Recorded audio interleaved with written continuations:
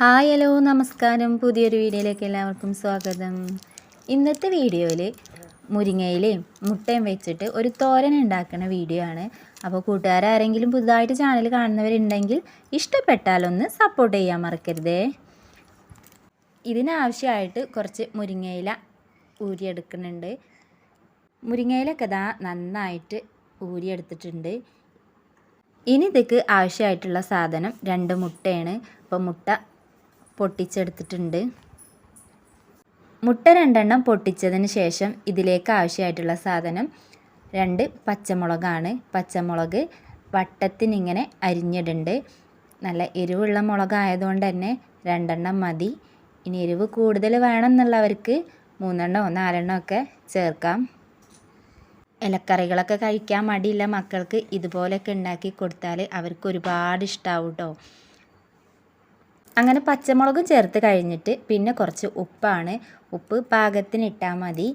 അതിനുശേഷം കുറച്ച് മഞ്ഞൾപ്പൊടിയും കൂടെ ചേർത്തിട്ട് നന്നായിട്ട് മിക്സ് ചെയ്യണം കേട്ടോ. മഞ്ഞൾപ്പൊടിയും ഉപ്പൊക്കെ നല്ലോണം മിക്സായി എടുക്കണം, അല്ലെങ്കിൽ ഉപ്പ് അവിടെ ഇവിടെ ആയിട്ട് നിൽക്കും. അതുകൊണ്ട് തന്നെ നന്നായിട്ട് മിക്സ് ചെയ്തെടുക്കണം.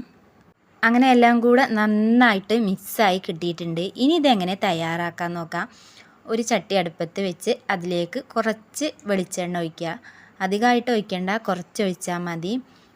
അങ്ങനെ വെളിച്ചെണ്ണ നന്നായിട്ട് ചൂടായതിന് ശേഷം അതിലേക്ക് കുറച്ച് കടുകും കൂടെ ചേർത്ത് കടുക് നന്നായി പൊട്ടി വന്നതിന് ശേഷം ആവശ്യമായിട്ടുള്ള മുരിങ്ങയിലിട്ട് നന്നായിട്ട് ഇളക്കി യോജിപ്പിക്കണം. വെള്ളവും കാര്യങ്ങളൊന്നും ചേർക്കേണ്ട ആവശ്യമില്ല. ചെറിയ തീയിൽ ഇങ്ങനെ ഇളക്കിക്കൊണ്ട് യോജിപ്പിച്ചെടുക്കുക. ഉപ്പും കാര്യങ്ങളൊന്നും ചേർക്കേണ്ട ആവശ്യമില്ല. മുട്ട ഇട്ട മിക്സിൽ ഉപ്പും കാര്യങ്ങളും ചേർത്തത് കൊണ്ട് തന്നെ അത് ചേർക്കേണ്ട ആവശ്യമില്ല. അങ്ങനെ മുരിങ്ങേൻ്റെ നല്ലോണം വെന്തതിന് ശേഷം മിക്സാക്കി വെച്ചിട്ടുള്ള മുട്ടയും കൂടെ ചേർത്തിട്ട് നന്നായിട്ട് തീ കുറച്ച് വെച്ചിട്ട് വേണം മിക്സ് ചെയ്തെടുക്കാൻ. അങ്ങനെ ദാ മുരിങ്ങയിലയും മുട്ടയൊക്കെ നന്നായിട്ട് മിക്സായി കിട്ടിയിട്ടുണ്ട്.